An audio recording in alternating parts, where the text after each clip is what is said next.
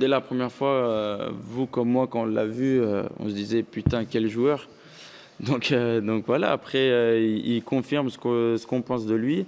Après voilà, faut pas trop non plus attendre qu'il fasse pareil en quart.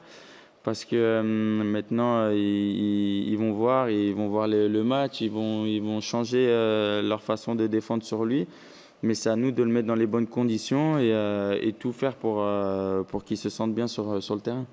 Ouais, sa pointe de vitesse, mais voilà, sa tranquillité de jouer ce match. C'est un huitième de finale, il a 18 ans et le mec était tranquille dans le vestiaire et dans le tunnel avant de rentrer sur le terrain.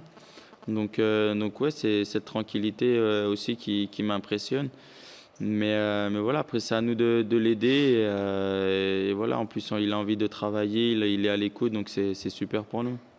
Ouais, pour lui de jouer avec moi, il faudrait lui demander. Mais non, après, c'est un joueur qui aime les 1-2, qui aime voilà, tout ce qui est gestes techniques et qui aime la profondeur. Après, comme j'ai dit, quand il va avoir plus d'envie de marquer, plus d'envie de faire mal, c'est là où ça va être un top joueur. Et faire ses appels que en direction du but. Voilà, il va faire un match comme hier et ça va aider son équipe et ça va lui monter à lui tout en haut. Donc ouais, on veut un Kylian comme hier et après, comme j'ai dit avant, c'est à nous de lui donner les bons ballons.